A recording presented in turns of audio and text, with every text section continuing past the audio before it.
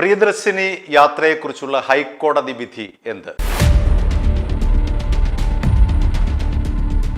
VD. Satheesan സർക്കാരിന്റെ ഏറ്റവും പ്രമുഖ തെരഞ്ഞെടുപ്പ് വാഗ്ദാനങ്ങൾ ഒന്നായിരുന്നു സ്ത്രീകൾക്കും ട്രാൻസ്ജെൻഡറുകൾക്കും KSRTC ബസ്സിൽ സൗജന്യ യാത്ര അനുവദിക്കും എന്നുള്ളത്.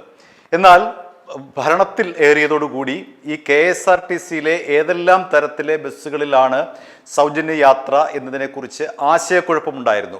വി.ഡി. സതീശൻ സർക്കാർ ആദ്യത്തെ മന്ത്രിസഭയിൽ തന്നെ ഈ തീരുമാനമാണ് പ്രഖ്യാപിച്ചത്. ആദ്യത്തെ മന്ത്രിസഭാ യോഗത്തിന് ശേഷം മുഖ്യമന്ത്രി വാർത്താ സമ്മേളനത്തിൽ പറഞ്ഞതും ഇക്കാര്യം തന്നെയാണ്. അതായത് പ്രിയദർശിനി യാത്രാ പദ്ധതിയിൽ ഓർഡിനറി ബസ്സുകളെ മാത്രമേ തൽക്കാലം ഉൾപ്പെടുത്തുന്നുള്ളൂ.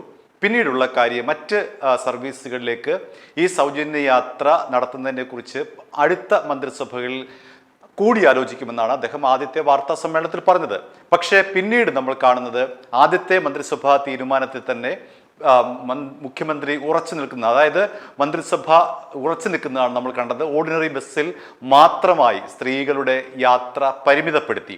മറ്റ് സർവീസുകളിൽ, അതായത് ദീർഘദൂര സർവീസുകളിലോ ഫാസ്റ്റ് പാസഞ്ചറിലോ അടക്കം ഈ സർവീസ് സ്ത്രീകൾക്ക് അനുവദിക്കുന്നതല്ല. അതായത് ഫ്രീ സർവീസ് അനുവദിക്കില്ല, ഫ്രീ ടിക്കറ്റ് അനുവദിക്കില്ല. അതായത് സീറോ ടിക്കറ്റ് വെറും ഓർഡിനറി ബസ്സുകളിൽ മാത്രമായി ഈ പദ്ധതി ചുരുക്കുകയും ചെയ്തു. അതിനെതിരെ നിരവധി വിമർശനങ്ങൾ വന്നു. ഈ പദ്ധതി നടപ്പിലാക്കിയ ജൂൺ 15-ാം തീയതി തന്നെ ഹൈക്കോടതിയിൽ ഒരു പൊതു താൽപര്യ ഹർജി സമർപ്പിക്കുകയുണ്ടായി. കൊച്ചി സ്വദേശിയായിട്ടുള്ള മുഹമ്മദ് ഫർദൌസ് ആണ് ഈ പൊതു താൽപര്യ ഹർജി ഹൈക്കോടതിയിൽ സമർപ്പിച്ചത്. ഹൈക്കോടതി സമർപ്പിച്ച പൊതു താൽപര്യ ഹർജിയിൽ പ്രധാനമായും എടുത്തു പറയുന്ന 4-5 കാര്യങ്ങളുണ്ട്. ഒന്ന്, ഇത് ഭരണഘടനയുടെ ആർട്ടിക്കിൾ 14-15 വാഗ്ദാനം ചെയ്യുന്ന സ്ത്രീ പുരുഷ തുല്യതയ്ക്ക് എതിരാണ് ഈ പദ്ധതി. കാരണം ഇവിടെ പുരുഷന് നീതി കിട്ടുന്നില്ല, സ്ത്രീക്ക് മാത്രമാണ് ഈ സീറോ ടിക്കറ്റ് ലഭിക്കുന്നത്. പുരുഷന് പണം കൊടുത്ത് യാത്ര ചെയ്യേണ്ടി വരുന്നു. ഉയർന്ന ശമ്പളമുള്ള ഒരു സ്ത്രീയാണെങ്കിൽ അവർക്ക് സ്വതന്ത്രമായി ഈ പറയുന്ന സീറോ ടിക്കറ്റിൽ യാത്ര ചെയ്യാൻ കഴിയുന്നു. പുരുഷനാകട്ടെ, താഴ്ന്ന വരുമാനമുള്ള ഒരു പുരുഷനാകട്ടെ, അയാൾക്ക് പണം കൊടുത്ത് യാത്ര ചെയ്യേണ്ടി വരുന്നു. ഇത് ഭരണഘടനയുടെ അനുച്ഛേദം 14, അനുച്ഛേദം 15 എന്നിവയ്ക്ക് വിരുദ്ധമാണ്. സ്ത്രീ പുരുഷ തുല്യത ഉറപ്പാക്കുന്ന ഈ 2 അനുച്ഛേദങ്ങൾക്കും വിരുദ്ധമാണ് സതീശൻ സർക്കാരിൻ്റെ ഈ ഒരു നടപടി. രണ്ടാമത്, പുരുഷന്മാരുടെ അവഗണന. ഈ സ്ത്രീ പുരുഷ സമത്വം പറയുന്നെങ്കിലും ഇവിടെ പുരുഷന്മാരുടെ കൃത്യമായ ഒരു വിവേചനം പരസ്യമായി തന്നെ ഉണ്ടാകുന്നു. അങ്ങനെ പുരുഷന്മാരോട് ഒരു അനീതി കാണിക്കുന്ന പദ്ധതിയാണിതെന്നാണ് മറ്റൊരു കാര്യം. മൂന്നാമതായി ഈ പൊതു താൽപര്യ ഹർജി ഉന്നയിച്ചിരിക്കുന്നത് ഇതൊരു രാഷ്ട്രീയ സ്റ്റണ്ടാണ്. അതായത് വോട്ട് കിട്ടുന്നതിന് വേണ്ടി ഉണ്ടാക്കിയെടുത്ത ഒരു രാഷ്ട്രീയ നേട്ടത്തിനു വേണ്ടി ഉണ്ടാക്കിയെടുത്ത ഒരു പദ്ധതിയാണ്. ഇതിൽ യാതൊരു തരത്തിലെ നീതിയുമില്ല എന്നുള്ളതാണ് മറ്റൊരു കാര്യം. ഇനി നാലാമതായി ഈ പൊതു താൽപര്യ ഹർജി ഉന്നയിക്കുന്ന ഒരു കാര്യം, ഈ സാമ്പത്തിക തുല്യത അവിടെ ഉറപ്പുവരുത്തുന്നില്ല. സ്ത്രീക്കും പുരുഷനും അവിടെ സാമ്പത്തിക തുല്യത ഉറപ്പുവരുത്തുന്നില്ല. മാത്രമല്ല, ഇത് വെറും ലിംഗാടിസ്ഥാനത്തിലുള്ള വിവേചനം കൂടിയാണ്. അതായത് ലിംഗാടിസ്ഥാനത്തിൽ പുരുഷന് നീതി കിട്ടുന്നില്ല, സ്ത്രീക്ക് ഇവിടെ നീതി കിട്ടുന്നു. അത് എല്ലാ തരത്തിലെ നിയമങ്ങൾക്കും നമ്മുടെ ഭരണഘടനയ്ക്കും എതിരാണ്. ഇതാണ് ഈ പൊതു താൽപര്യ ഹർജിയുടെ സാരം. ഇന്നിപ്പോൾ കോടതി അതിന് വിധി പറഞ്ഞിരിക്കുകയാണ്. ഈ പൊതു താൽപര്യ ഹർജിയിൽ വിധി പറഞ്ഞിരിക്കുന്നത് chief justice Soumen സെന്നും justice VM ശ്യാംകുമാറും ഉൾപ്പെട്ട ഡിവിഷൻ ബെഞ്ചാണ്. എന്തെല്ലാം കാര്യങ്ങളാണ് ഈ വിധിയിൽ പറഞ്ഞിരിക്കുന്നത് എന്ന് നമുക്ക് പരിശോധിക്കാം. ഒന്ന്, കോടതി പറയുന്ന ഇതാണ്: ഈ ഭരണഘടനാപരമായിട്ടുള്ള വിവേചനം എന്ന് തെളിയിക്കാൻ ഈ ഹർജിക്കാരന് കഴിഞ്ഞിട്ടില്ല. അതാണ് കോടതി പറഞ്ഞിരിക്കുന്ന ഒന്നാമത്തെ കാര്യം. അതായത് തെളിയിക്കണമായിരുന്നു ഈ സ്ത്രീ സൗജന്യ യാത്ര എന്ന് പറയുന്ന പദ്ധതി ഭരണഘടനയിലുണ്ടോ, ഉണ്ട് എങ്കിൽ അതേക്കുറിച്ച് പറയൂ. അപ്പോൾ അങ്ങനൊരു പദ്ധതി ഭരണഘടനയിൽ ഇല്ല. അതുകൊണ്ട് ഈ ഹർജിക്കാരന് ആ പദ്ധതിയെക്കുറിച്ച് ഭരണഘടനാപരമായിട്ടുള്ള തെളിവ് നിരത്താൻ കഴിഞ്ഞില്ല. ഇതാണ് കോടതി പറഞ്ഞ ഒന്നാമത്തെ കാര്യം.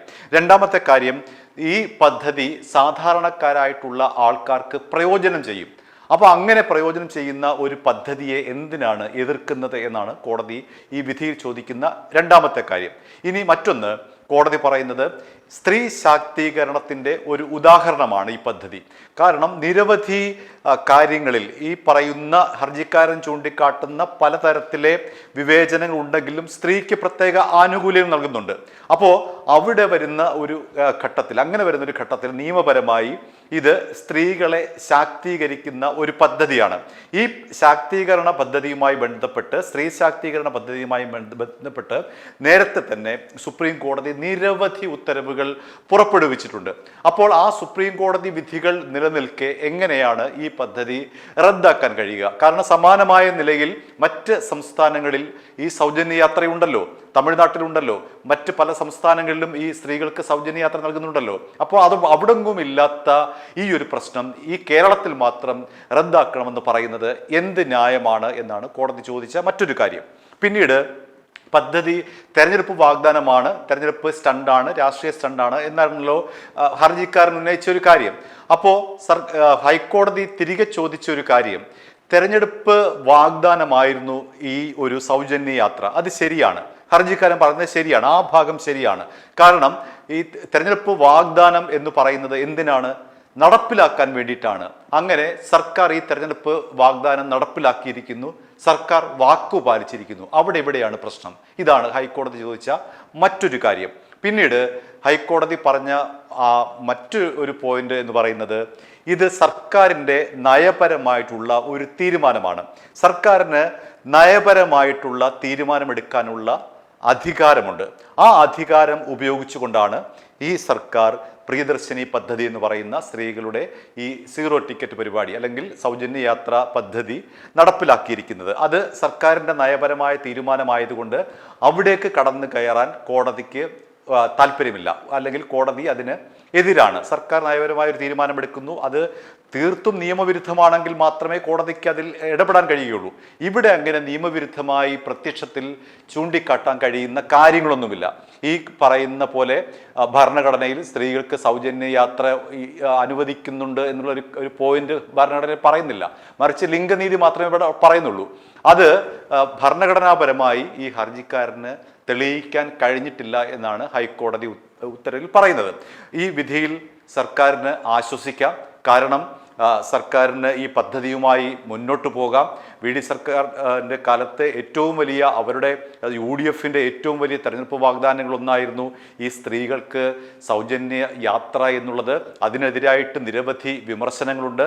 ആ വിമർശനങ്ങളിലെ പ്രധാനപ്പെട്ട വിമർശനങ്ങളാണ് ഈ ഹർജിക്കാരൻ ഈ ഹർജിയിൽ കാണിച്ചിട്ടുള്ളത്. ഈ പറയുന്ന ലിംഗഭേദം, അതേപോലെ തന്നെ സാമ്പത്തിക തുല്യത എന്നുള്ളത് പാലിക്കപ്പെടുന്നില്ല.